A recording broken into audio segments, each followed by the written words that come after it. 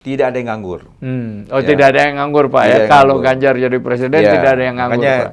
Di situ saya baca beliau kerjasama dengan Kadin, dengan Kadin dan dengan Kementerian Tenaga Kerja. Janjinya Pak Ganjar itu ya, yang pertama itu adalah 17 juta lapangan pekerjaan.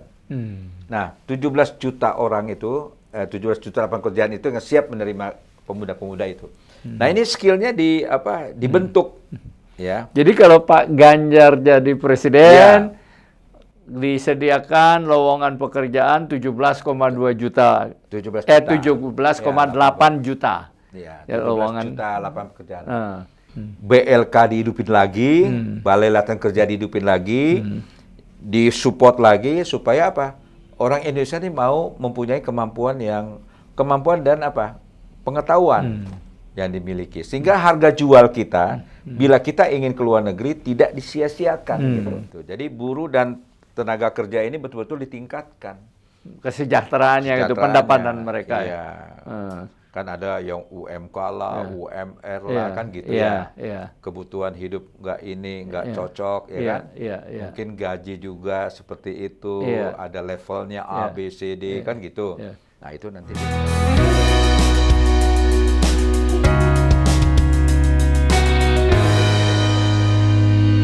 Halo, jumpa lagi kita dalam Podcast 9.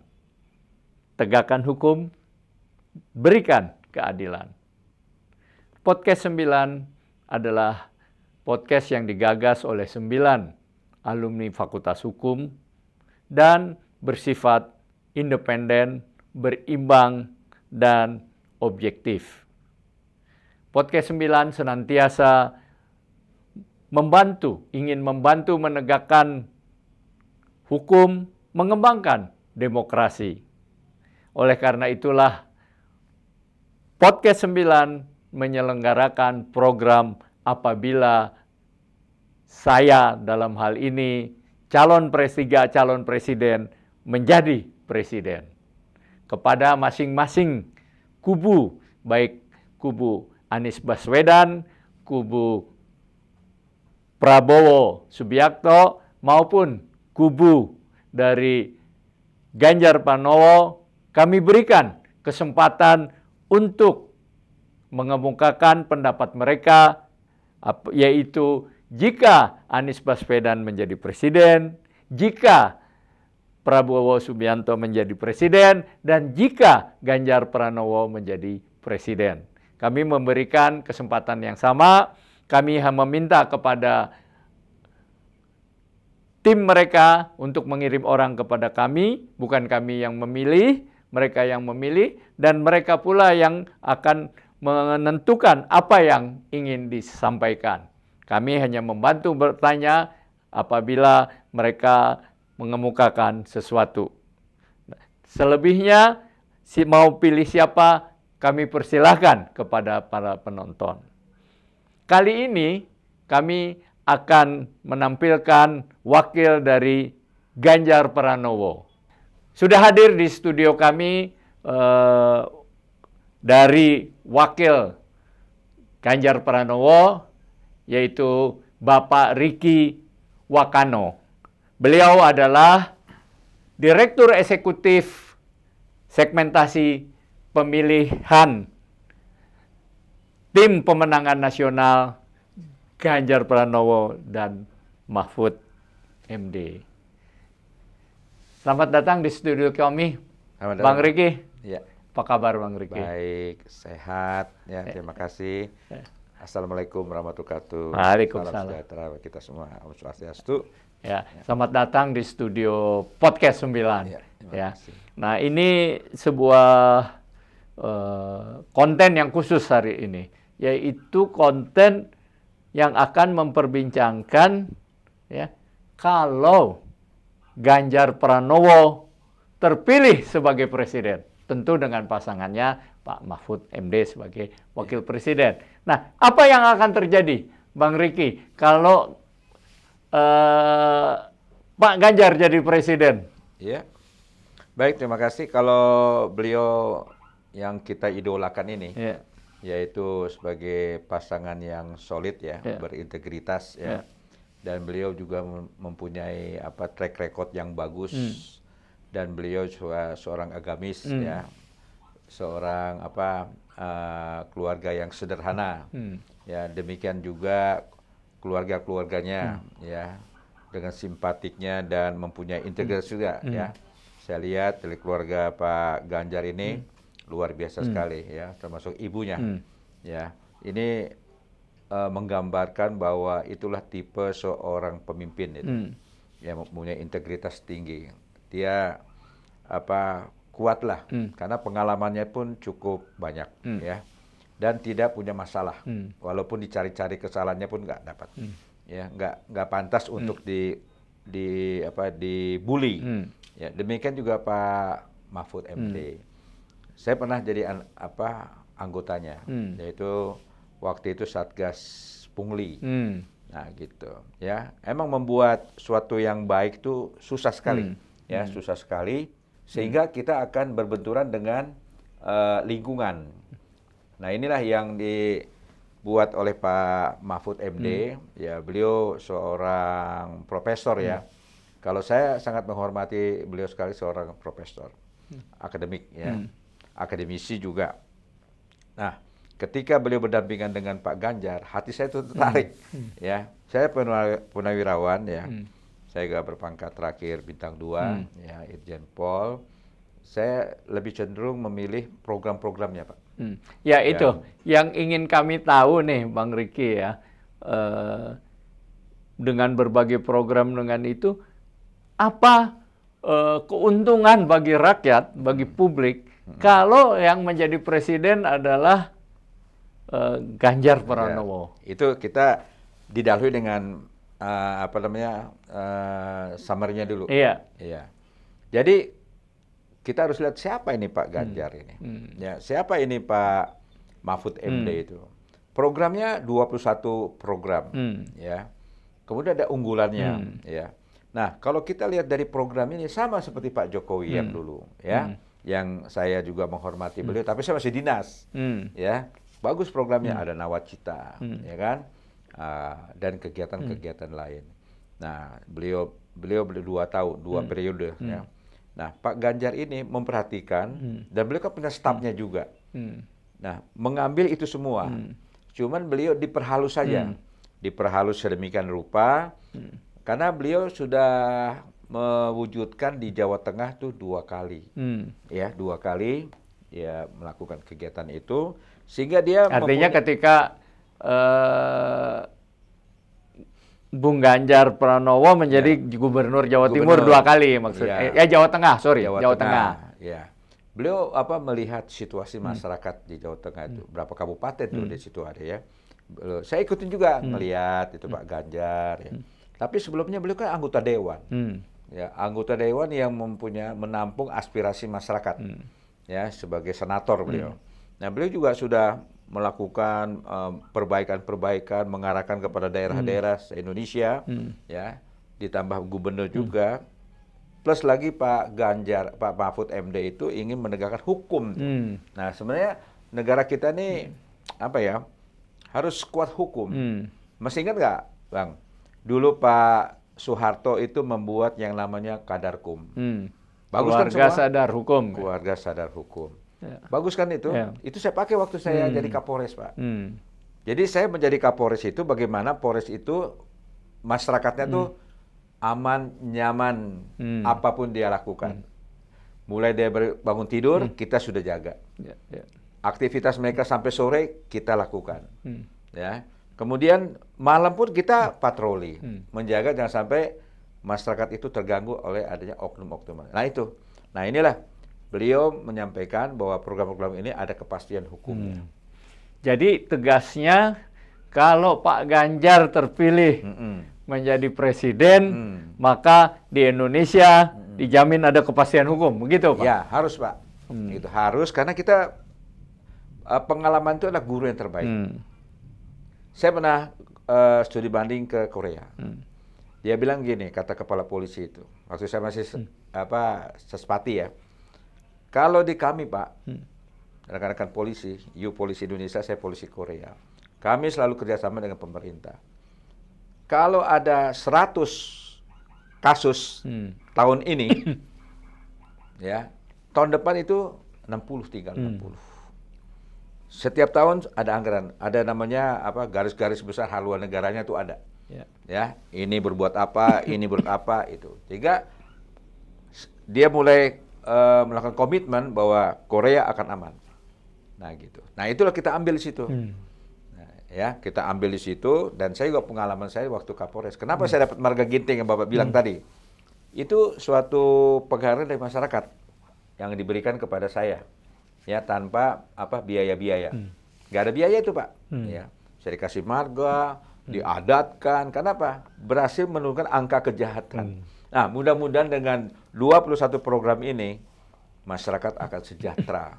Ya. Jadi tadi kalau Ganjar jadi presiden, ada kepastian hukum lah, ya, penegakan hukum berjalan. Yang kedua yang itu ada peningkatan kesejahteraan gitu Pak ya. Masyarakat ya. Masyarakat untuk masyarakat. Nah kalau kepastian hukum dan penegakan hukum masyarakat nih konkretnya seperti apa nih kalau Ganjar jadi presiden gitu? Ya, apakah pertama, ini programnya kan untuk kesejahteraan masyarakat ya. Kenapa sih masyarakat sejahtera kan? Ya. Itu yang pertanyaan nih kan. Karena masyarakat ini kan bekerja. Yang kita kutip dari masyarakat apa sih? Pemerintah ini dari zaman dulu pajak. Pajaknya macam-macam. Ya, itu yang dikumpulkan itu. Nah, dikumpulkan itu pajak itu oleh Menteri Keuangan tentunya dikelola dengan perbankan BI. Nah, ini bagaimana dana yang cukup banyak ya sudah 450-an juta masyarakat Indonesia ini dengan pajak itu dikumpulkan dibagikan kepada kementerian-kementerian itu. Nah, itu kementerian, kepolisian, kemudian TNI, you jaga masyarakat ya. Nah, gitu. You layani masyarakat. Ya, ada kesulitan pasti sebagai pimpinan ya.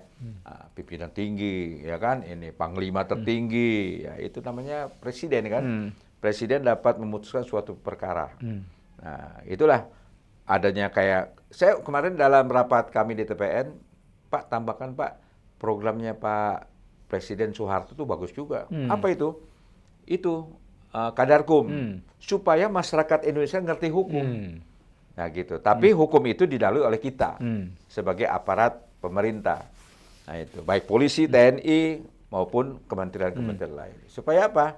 Masyarakat dengan apa? Dengan adanya apa? Rasa nyaman ada, tentram ya. Ya kita lihat di Singapura lah, nggak usah jauh-jauh. Betul nggak? Lihat Singapura aja, ada nggak? Demo-demo nggak ada. Semuanya terbuka, ya kan? Korupsi nggak ada juga, ya kan? Tertib. Polisi nggak ada di jalan, nggak ada. Tapi polisi. Di Singapura kebebasan untuk berekspresi relatif kurang, ya kan? Nggak ada dia. Kalau ketertiban tinggi dia ya. Tinggi, nggak ada polisi. Yang ada CCTV semuanya.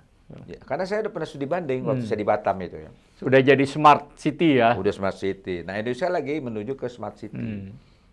Menuju smart city kita mau pindah ke IKN, ya kan? Nah disitulah dengan program ini Pak Ganjar dengan tim kita itu komitmen akan digelar bila terpilih. Nah, apa yang dilakukan itu? Kata Bapak gitu kan, Pak? Nah, yaitu meyakinkan program ini jalan, Pak. Tentunya itu membentuk kabinet, betul kan?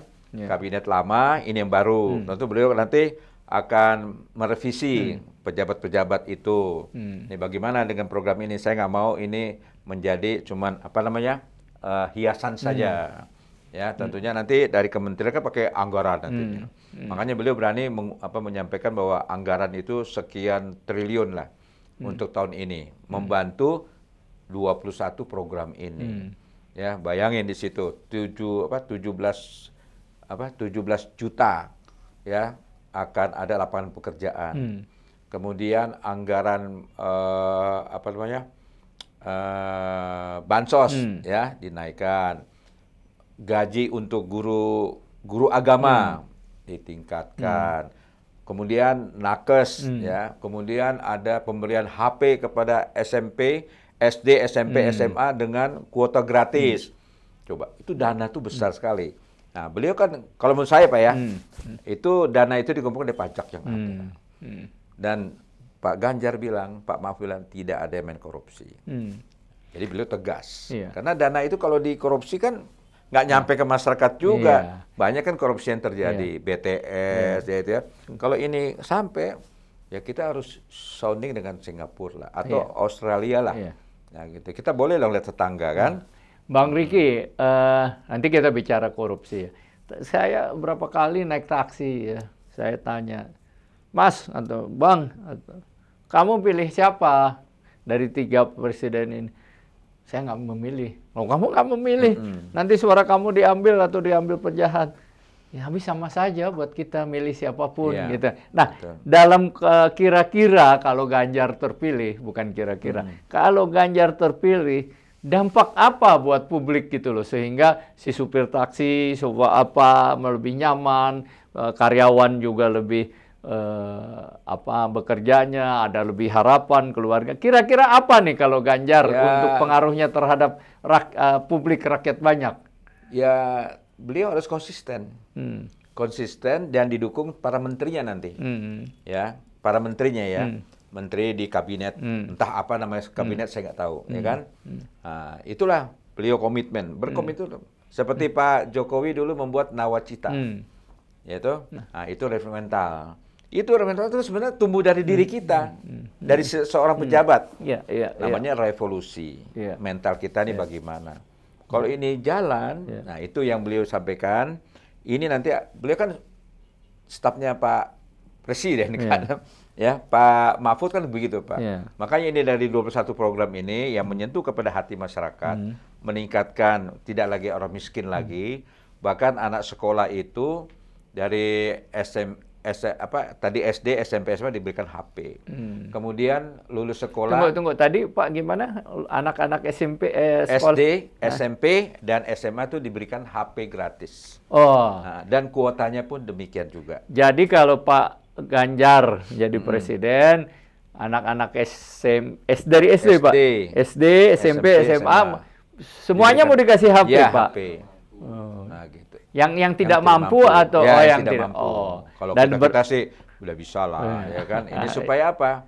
Ya nanti jangkauan pemikiran dan meningkatkan pengetahuan bagus sekali. Nah, gitu. Nah, itulah dari semuanya itu, apalagi ada masalah kartu sakti, ya kan? Kartu sakti, HP sakti, ya itu kan. HP sakti itu maksudnya gimana, HP Pak? sakti itu nanti ada keluhan masyarakat, ada masalah kegiatan-kegiatan yang lain, itu tercover dengan HP, ya kan? Kalau kartu sakti kan yang kita punya kartu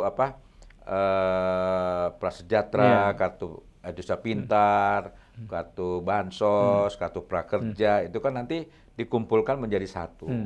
Menjadi satu KTP itu dengan nomor induk kependudukan. Single identity ya. Tadi saya dialog dengan masyarakat juga ya di Kramat Jati itu. Penuh nggak kartunya di dompet? Penuh, Pak, gitu. Karena kami bawa satu-satu hilang. Nah, itu. Tapi kalau KTP semuanya lengkap. Nah, itu kan memerlukan biaya yang cukup besar. Nah, itulah Pak Ganjar dan Pak Mahfud itu nanti kalau sudah jadi, ini program harus dibahas bersama dan diundang-undangkan. Nah, Pak, kalau dari 21 itu bisa nggak diuraikan apa saja yang kira-kira bakal memberikan dampak kepada kan sudah ada nih, ya, cukup banyak sekali. Yang intinya yang memberikan dampak kepada masyarakat, yang tadi saya bilang supir, dia nggak merasa siapapun presidennya emang gue pikirin katanya. Betul. Atau saya juga ngomong di warung-warung di mana.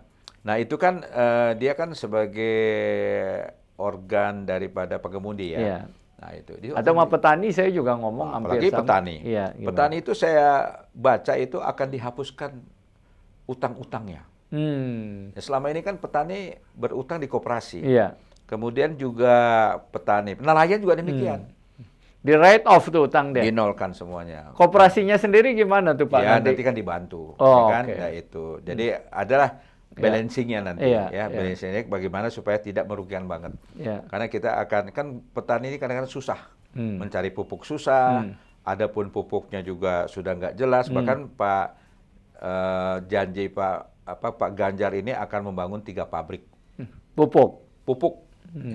yang diawasi oleh negara. Iya. Jadi pupuk ini akan dikasih ke petani. Ya kan? Sekarang kan udah ada pusri, udah ada pupuk kaltim, ya, ada Nah, itu akan beberapa. dikuatkan nanti. Iya. Ya. Supaya apa? Pupuk ini betul-betul diterima masyarakat. Nah, pengalaman saya juga demikian. Waktu saya menjadi Kapolres Tanah itu, karena petani-petani itu hilang, gitu loh. Karena apa? Ya, pupuknya kurang bagus lah, ini. Karena pemain-pemainnya ada. Nah, saya selidiki, saya dapat.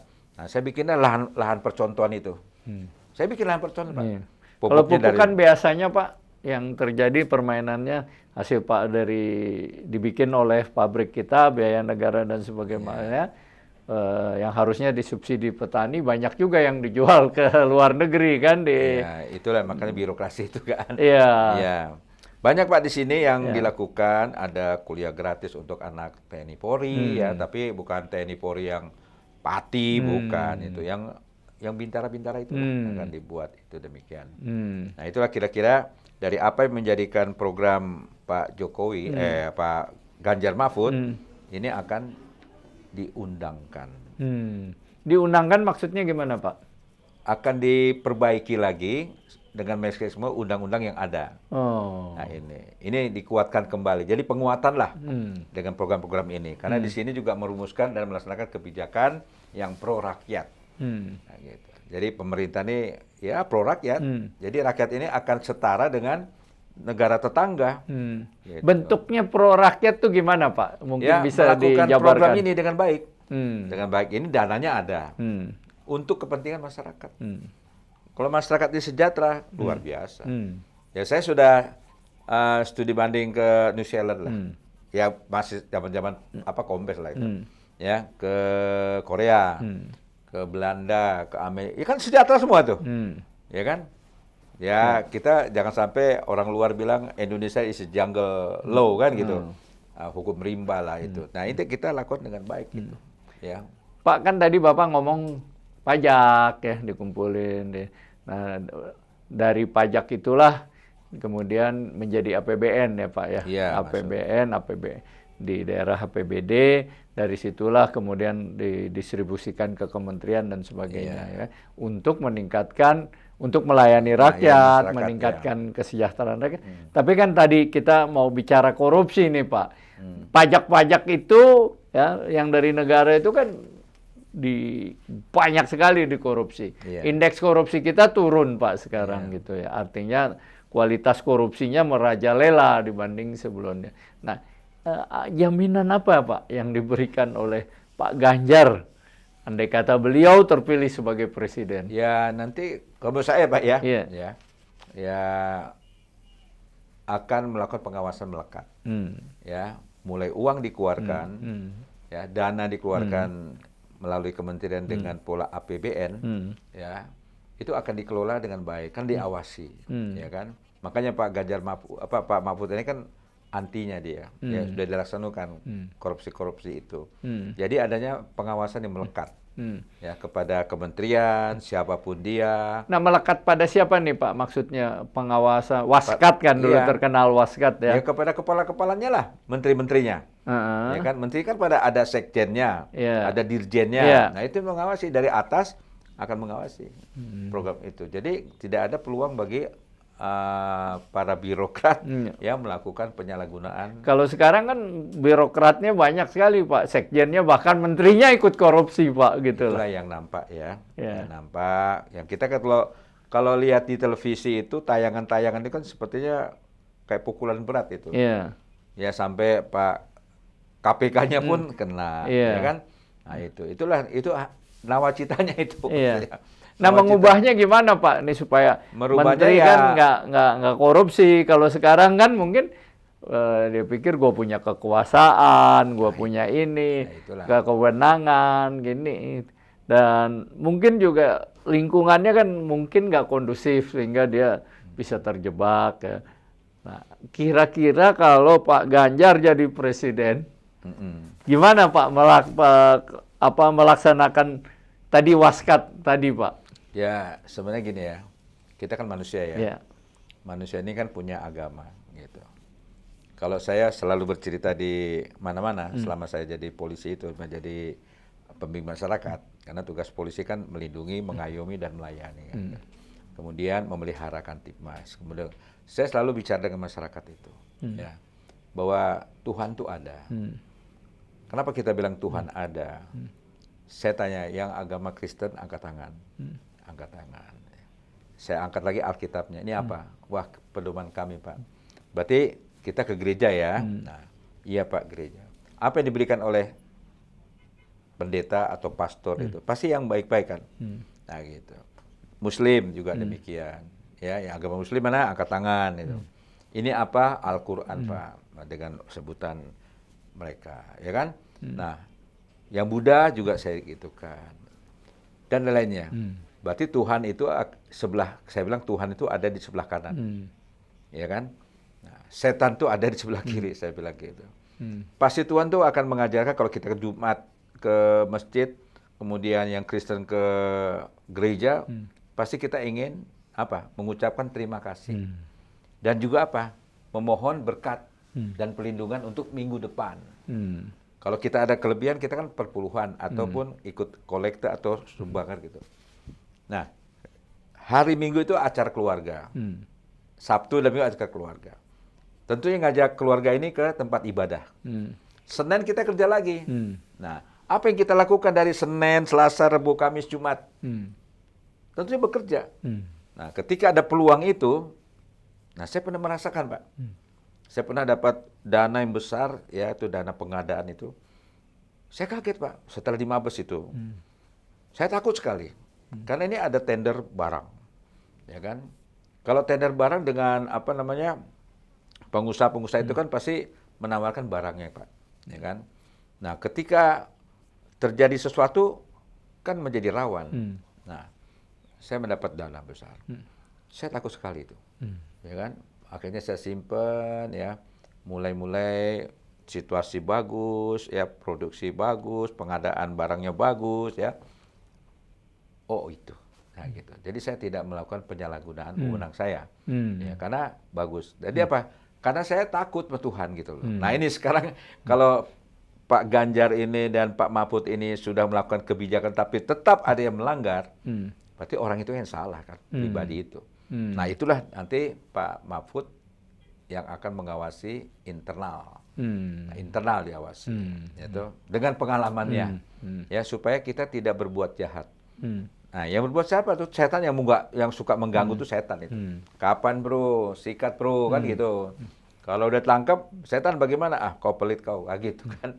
Nah, kan banyak PNS itu Pak ya, yang sekarang korupsi, yang apa. Bahkan ada kata-kata apa korupsi berjemaah katanya orang. Dan korupsi biasanya memang kayak tikus kan digambarkan.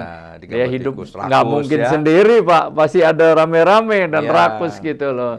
Itulah.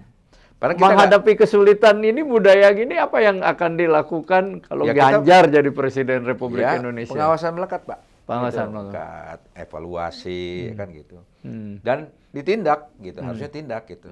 Ya seperti kita lihat gaya-gaya yang ada di Korea, ya. Mundurkan diri, Cina, korupsi, dekatan korupsi mundurkan diri, kan tuh. Tapi Indonesia nggak langsung ditembak, Pak. Kalau di Cina ditembak, Pak. Nah itu kan kita belum lihat itunya kan. Tapi emang isunya seperti itu. Yang kita lihat lah, ya di media-media TV kan, atau di medsos kayak gitu kan, untuk memberantas orang-orang yang jahat, ya kan? Yang bukan jahat ya, menyimpang lah dari itu, ya kan? Nah, kalau buat karyawan gitu Pak ya, kalau Ganjar ke presiden ini gimana Pak? Ya ditingkatkan kesejahteraannya. Gimana caranya Pak? Caranya nanti tentunya kan Pak Presiden ini kan punya jalur pembinaan melalui Kadin, ya kan? Perusahaan-perusahaan supaya nggak demo-demo lagi nih. Ya itu. Jadi buruh dan tenaga kerja ini betul-betul ditingkatkan. Kesejahteraannya itu pendapatan mereka ya. Kan ada yang UMK lah, UMR lah kan gitu ya. Kebutuhan hidup nggak cocok ya kan. Mungkin gaji juga seperti itu, ada levelnya A, B, C, D kan gitu. Nah itu nanti dievaluasi. Tapi kan Pak untuk meningkatkan kesejahteraan masyarakat tadi yang karyawan tadi kan, negara juga harus punya penghasilan yang bagus. Ya. Udah ekonomi negaranya harus tumbuh dengan baik ya. Kalau dia miskin kan pasti nggak bisa Pak ya. Nah, makanya tenaga kerja kita banyak ke Arab ya, yang dianggap sebagai budak lagi di sana gitu ya. Di sini dipersin juga sama banyak aparat juga Pak ya. Nah, yang kayak gini apa yang akan dijanjikan atau bisa dilakukan kalau Ganjar jadi presiden? Memperbaiki sistem, Pak. Sistemnya ya, Pak. Sistem. Saya pernah dengar, saya pernah berdialog dengan TKA dari Cina. Ya. Terus dia bicara sama saya. Ya, kebetulan dia pakai bahasa Inggris juga. Ya, agak beda cara dengarnya juga kita ini. Mereka ini, dia tahu Indonesia akan butuh tenaga. Nah, gitu. Karena sasarannya ke Indonesia, dia belajar bahasa Indonesia.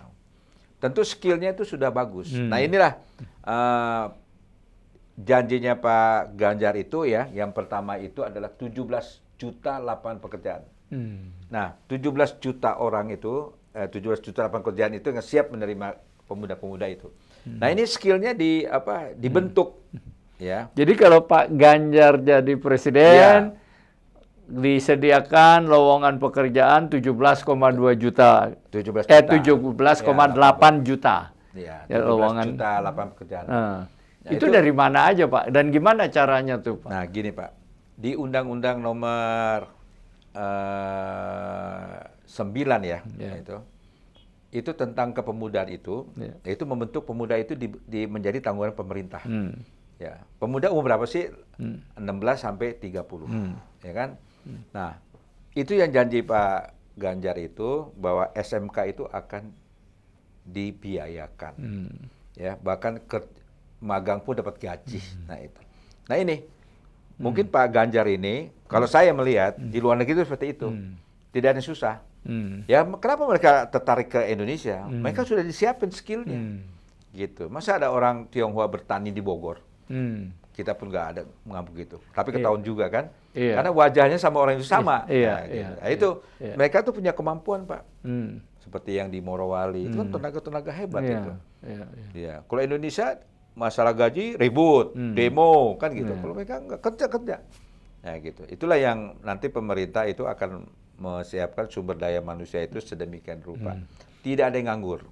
Tidak ada yang nganggur Pak ya. Kalau Ganjar jadi presiden tidak ada yang nganggur Pak. Di situ saya baca beliau kerjasama dengan Kadin, dengan Kadin dan dengan Kementerian Tenaga Kerja. Nah, nanti Kementerian Kerja dengan Kadin ini akan berbicara dengan perusahaan-perusahaan.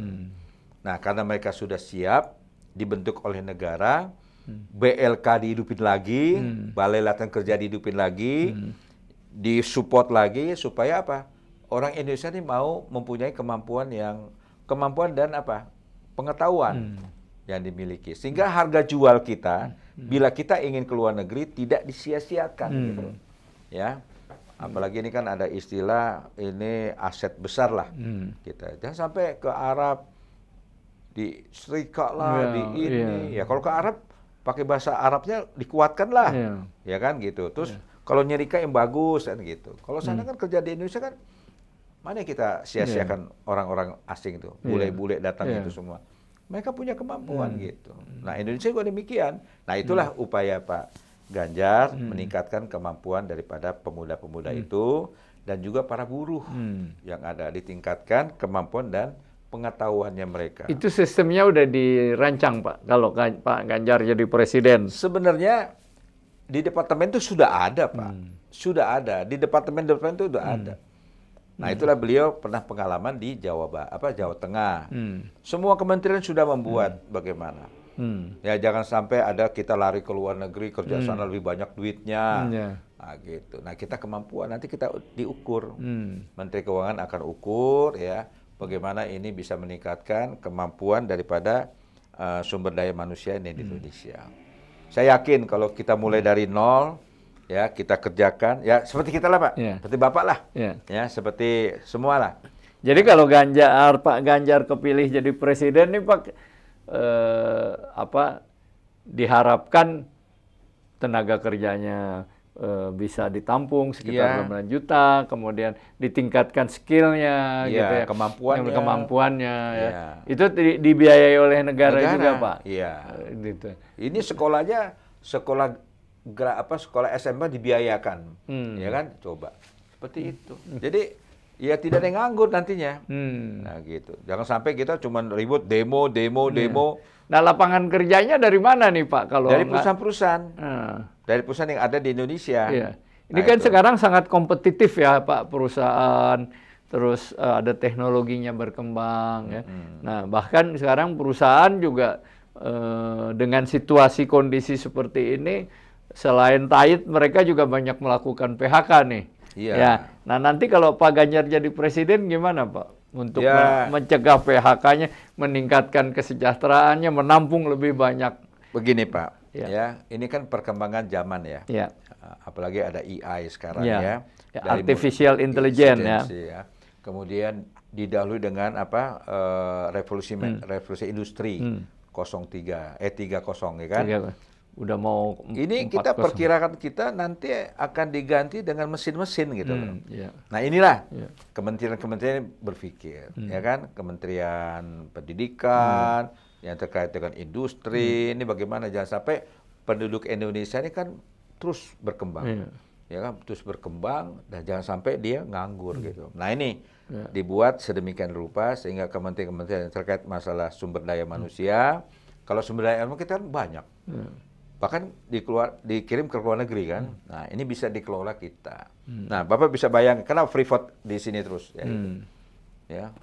Kita diambil dibawa ke Amerika gitu. Nggak ada smelter, sekarang udah mulai. Wah, luar biasa. Kenapa kita nggak bisa? Kita punya rumah sendiri loh. Nah, gitu, ya kan? Nah, inilah kalau saya melihat itu, karena saya pernah jadi polisi kok banyak kejahatan, kenapa sih? Ternyata dia butuh duit, betul. Perutnya gitu. Nah, inilah saya lihat dengan 21 program ini, saya yakin, ya ini bisa dikuatkan, Pak ya. Ini bukan baru, tapi dikuatkan yang ada di kementerian itu. Ini programnya mainkan. Nah, itu. Ini kan kalau kita bicara karyawan, buruh, dan tadi artificial intelligence, teknologi. Kalau kita lihat di parkir misalnya kan, Pak, sekarang nggak ada lagi tukang parkir, ya. Bahkan yang jaga cuman dulu di ujung kan pakai karcis, terus kita ini kasih. Sekarang udah nggak ada juga, mulai banyak nggak ada. Kita suruh sendiri scan tiketnya kan, scan ini ya, bayar pakai ATM-nya segala macam. Kasir-kasir saya lihat juga di toko-toko mulai banyak nggak ada kasir, Pak. Jadi ada mesin, masukin aja barang yang kita beli gitu ya. Oh, ada berapa item, nanti pakai kartu debit, pakai kartu apa. Tapi di lain pihak pengurangan jenis-jenis pekerja ini ditampung dengan jenis-jenis pekerjaan lain yang dulu tidak terpikirkan gitu ya. Jadi ada tidak lagi pekerjaan yang fisik misalnya ya. Kita mau ke bank juga, mau bikin kartu ATM, kalau mau rubah sendiri aja, Pak, ya kan. Mau bioskop, mau apa. Nah, pemikiran kalau Pak Ganjar terpilih sebagai presiden, ya, apa yang dilakukan dalam tenaga kerja dan menghadapi teknologi yang berubah ini, Pak? Ya, itu tadi saya katakan ya, karena perkembangan zaman dan teknologi, kita harus bisa mengikuti. Ya, tentunya Pak Ganjar sendiri kan bekerja dengan para menterinya. Ya, para menteri pasti mencari orang-orang yang punya bobot bibit yang bisa mengembangkan ilmu pengetahuan itu. Ya, itulah disiapkan sedemikian rupa. Ya, kalau Pak Ganjar ingin SDM itu cerdas, smart, makanya beliau supply terus. Ya, mulai dari anak SD, SMP, SMA. Bahkan SMA ini mau kemana? Ya, kalau orang nggak mampu, gue masuk Akabri aja kan gitu. Oh, saya mau, pasti kan pemikiran orang tuh kuliah tuh kerja kan gitu, ya kan? Emang betul ya, karena habis kuliah kan bekerja. Anak saya nih besok habis semesternya, selesai. Kata ibunya S2 ya, enggak, aku kuliah dulu. Nah gitu. Mau bantu papa kan gitu. Nah, gitu. Ya bagus juga kan gitu. Ya, bahkan ada keluarga yang di luar negeri mau minta, mau adopsi kan. Nah, bisa kuliah sana. Nah, ibunya nggak mau kan gitu. Nah itulah perkembangan itu nanti Pak Ganjar juga mengembangkan semua. Itu. Jadi jangan diam di tempat. Nah program-program yang diberikan APBN itu dia akan dikelola sedemikian rupa. Jadi sehingga nanti sumber daya manusia ini betul-betul luar biasa di luar negeri. Di Indonesia kita di luar negeri berharga. Nah, jadi nanti di dalam juga dikuatkan. Jangan kita nanti tenaga asing di Indonesia. Apalagi diisukan yang debat kemarin ya dengan Pak Menteri lain, ya kan? Nah seperti itu. Ya, itu semuanya kan karena situasi. Ya, gitu. Lebih murah menggunakan TKA, kan TKI kan? Nah itu. Nah ini akan disiapkan. Ya. Termasuk tadi Pak, kalau lebih murah kan banyak misalnya barang-barang pakaian tekstil selundupan, baju-baju selundupan, yang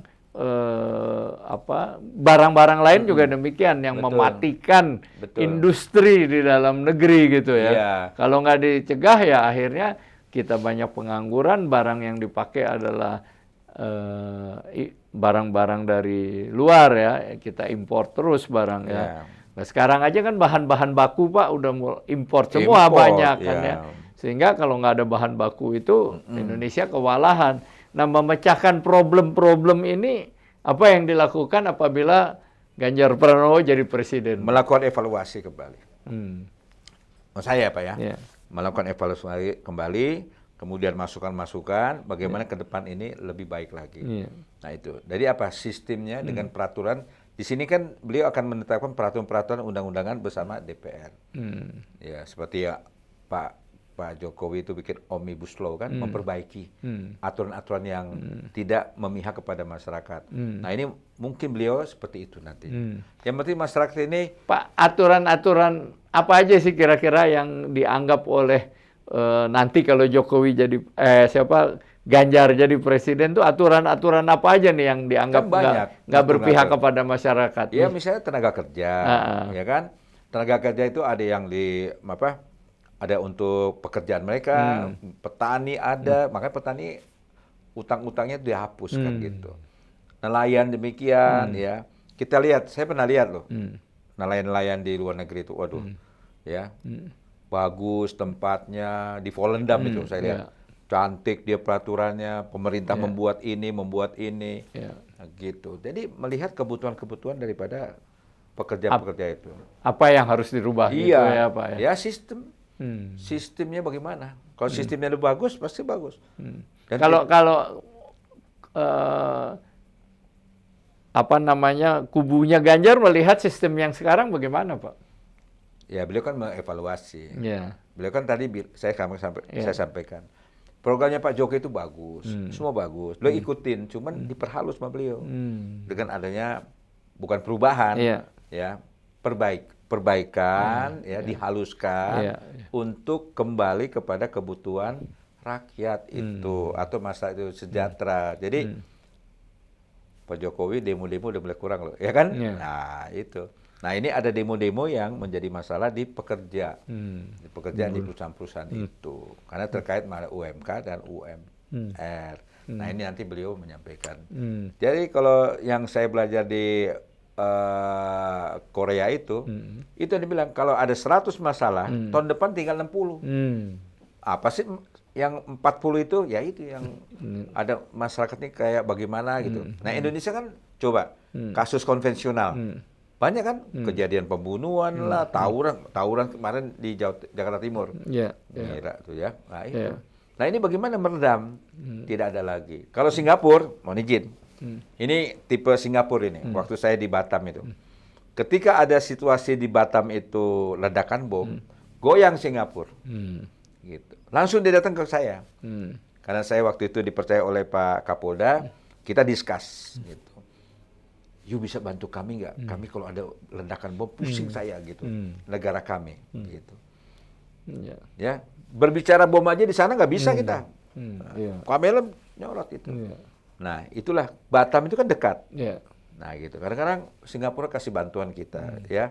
Bagaimana? Ya itu masalah-masalah kejahatan, pencurian, apa itu kita coba. Itu tadi yang saya sampaikan. Kenapa Tanah Karo itu waktu saya tugas itu bisa turun angka kejahatannya itu. Nah, anggaran yang saya miliki itu ada. Nah, ini kita wujudkan. Ya itu sampai itu. Jadi ya itu saya dapat gelar Ginting itu. Saya mau pindah diundang. Nah, itu kepercayaan masyarakat. Nah, nanti Pak Ganjar seperti itu. Kalau di bidang kesehatan, Bang Riki, ini kan sekarang ini ada BPJS dan triliunan itu menghabiskan, tapi membantu rakyat ya. Artinya yang tadinya nggak bisa operasi jantung ratusan juta, puluhan juta, operasi mata dan sebagainya dan sebagainya. Nah, kalau Pak Ganjar nih terpilih, Ganjar Pranowo terpilih sebagai presiden, di bidang kesehatan apa yang akan dilakukan, Pak? Ya, nanti mengevaluasi kembali, karena saya tuh punya pengalaman ketika istri saya atau orang ya sedang mengurus BPJS-nya itu karena nggak diterima. Saya tanya, kenapa gitu? Belum dibayar katanya, lambat kan gitu. Nah, ini harus makanya Pak Ganjar nanti mengevaluasi kembali. Ya, mengevaluasi sumbat-sumbatan ini di mana ini? Sementara itu apa yang terlihat, Pak, di sumbatan-sumbatannya, di mana problem-problemnya di mana? Ya bisa kita sendiri, ya kan? Kita bisa melihat ya orang udah sakit, ya suruh ngelapor nggak dilayani, meninggal di tempat, ya itu. Nah, ini nggak ada terjadi seperti itu lagi. Tapi saya di Amerika juga kalau pakai asuransi negara, memang antrinya lama, Pak. Memang lama antrinya kalau saya lihat. Kan karena rakyatnya juga banyak, apalagi di sini, Pak. Ya. Betul. Nah, ya itu. sistem apa nih kira-kira yang bisa rakyat lebih nyaman? Oh, pokoknya. Kalau sekarang kan BPJS ya seakan-akan kelas 2 dari rawatan rumah sakit. Kalau kelak gimana nih, Pak, kira-kira supaya rakyat... Sekarang kemarin ada perubahan sistem lagi tuh untuk kelas-kelas itu kan. Betul. Nah, itu harus dirapatkan kembali. Jadi nanti Pak Ganjar ini sesuai dengan situasi nanti beliau menang, beliau akan mengevaluasi semua kondisi saat ini. Nanti kondisi saat ini begini, kemudian ada pemecahan masalahnya, menjadi kondisi yang diharapkan, ya kan? Nah, kondisi harap inilah nanti akan diimplementasikan menjadi strateginya Pak Ganjar. Harus strategi itu nanti. Kalau ini kan keinginan beliau menyampaikan bahwa saya punya kiat-kiat seperti ini, gitu. Nah, seandainya beliau jadi, beliau akan membentuk kabinet, ya kan? Orang-orang yang berpotensi bisa membantu beliau itu. Nah, setelah itu beliau memberikan kondisi saat ini. Kondisi saat ini seperti Bapak sampaikan tadi, itu kondisi saat ini. Ya. Existingnya sekarang yang terjadi. Nanti ada permasalahan, kemudian ada upaya penanganannya. Nah, buatlah di situ. Apa langkah-langkah kita? Setelah itu selesai langkah ini, membuat apa yang mau diharapkan selama 5 tahun ini. Harapan loh. Nah, di situ dirapatkan. Jadilah kegiatan untuk program Bapak Ganjar Mahfud 5 tahun. Itulah dibuat sesuai dengan janji-janji. Kalau yang sekarang udah ada yang dievaluasi belum, Pak?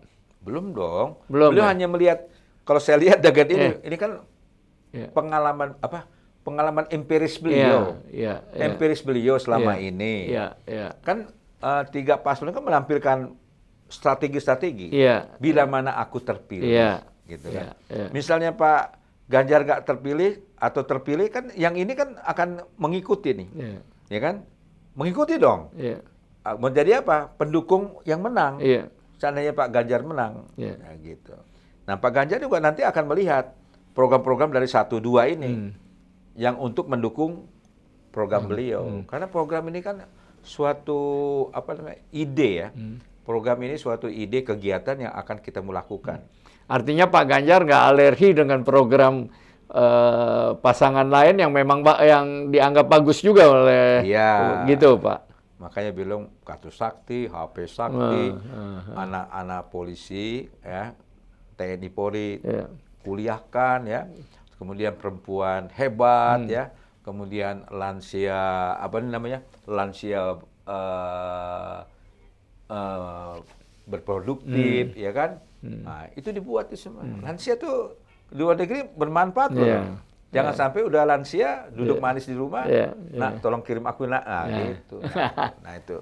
Jadi dibuat sedemikian rupa Jadi semuanya itu akan lansia bahagia. Yeah. Lansia bahagia dan anak cucu gembira. Ini saya kemarin cerita karena saya jadi wakil ketua lansia DKI ini saya.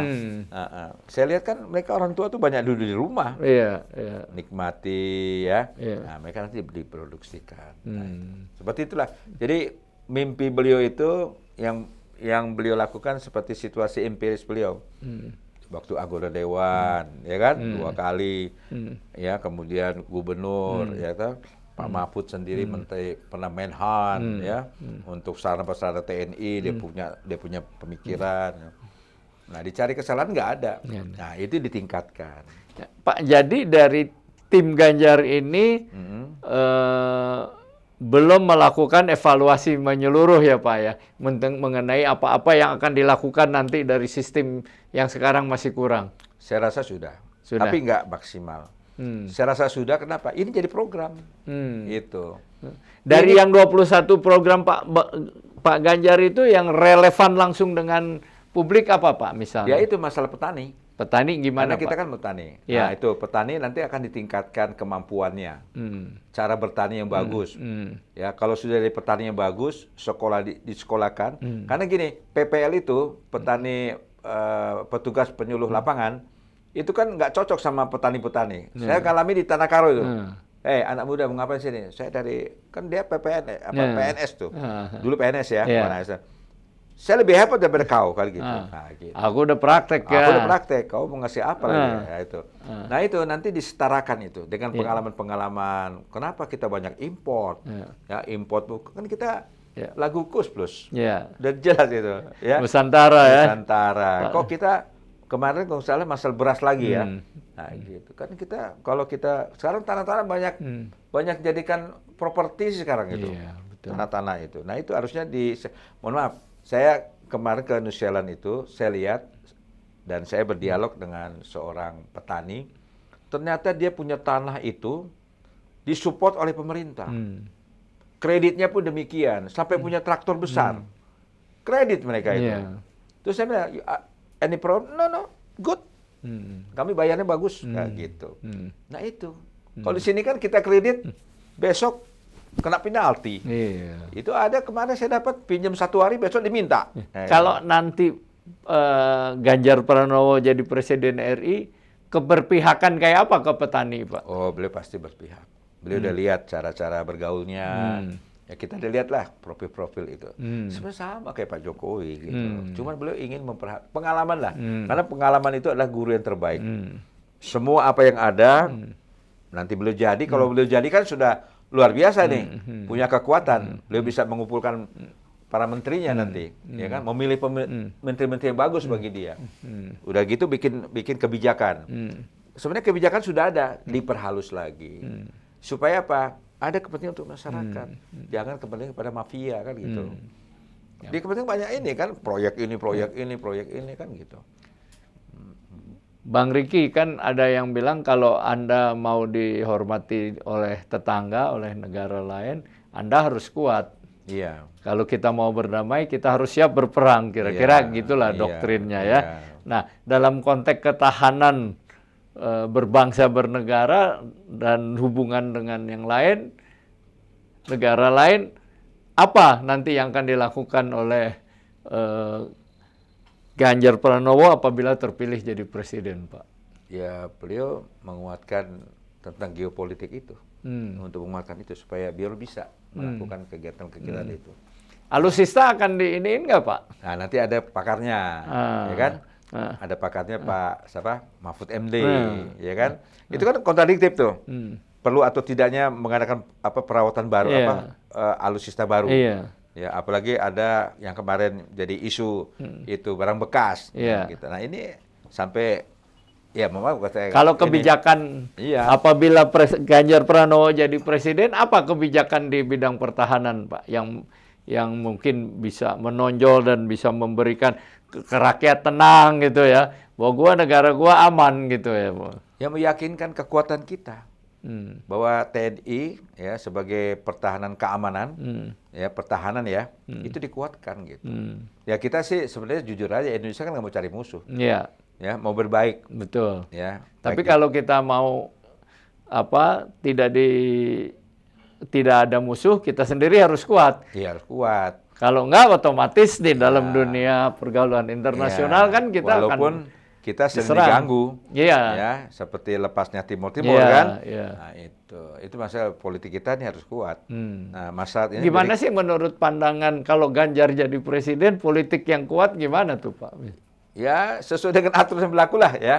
Ah. Itu. Jadi bagaimana Pak Ganjar ini melakukan politik mungkin dengan luar negeri bagaimana, ya kan? Nah, ini mewujudkan Indonesia makmur, ya. Sebenarnya Indonesia ini disenengin asal keluar loh. Saya di Australia itu waktu itu masalah luggage kita cukup banyak. Ya, dia tanya, where come from? Ya, gitu. Indonesia, I'm come. Oh, you are Bali? Yes, I'm Bali. Oh, I like it. Ya gitu kan, ya kan? You are very good. Ya udah, overload saya hilang. Gitu ya? Iya, jadi itulah nanti bagaimana presiden melakukan politik bebas aktifnya, politik yang ada ini ya terserah nanti bagaimana beliau ini. Saya rasa saya yakin ke depan Indonesia maju. Lebih. Artinya di tangan Ganjar Pranowo, kalau Ganjar Pranowo presiden, Indonesia akan jauh lebih maju. Lebih baik. Oke, Ya. Bang Riki, kira-kira apa closing statement Bang Riki nih Ya, sebelum kita akhirin? Baik, closing statement saya, ini adalah program Pak Ganjar yang menurut saya ini bagus kembali, ya, mulai dari kebutuhan rumah, ya, kebutuhan lingkungan, kebutuhan keberagaman agama, ya, masalah tokoh agama, beliau sudah atur semuanya, ada gaji, jadi nggak mencari-cari lain, ya. Kemudian menguatkan lansia, ya, menguatkan ibu-ibu, ya, menguatkan anak sekolah, ya, kemudian petani, kemudian nelayan, ya, kemudian masalah teknologi yang harus kita tingkatkan, ya, diberi kemudahan-kemudahan. Bahkan memiliki rumah itu selayaknya kita membeli motor, kan, ya, tidak ada DP 0%, enggak. Nah, disitulah program ini akan mengangkat dia menjadi baik dan bisa memiliki apa yang dia inginkan dengan diatur undang-undang. Gitu. Nah, para pejabatnya pun akan dilakukan seperti nawacita. Tapi nggak tahu ya, besok beliau buat seperti nawacita, ya, itu yang lain saya belum. Ya, karena kita sedang canvassing nih, ya, karena untuk meraih suara, ya, untuk kemenangan Pak Ganjar di tanggal 14. Bang Riki sudah hadir di studio kami di podcast 9 dan kami berharap nanti suatu saat datang kembali berbincang-bincang kembali. Siap, terima kasih, Bang.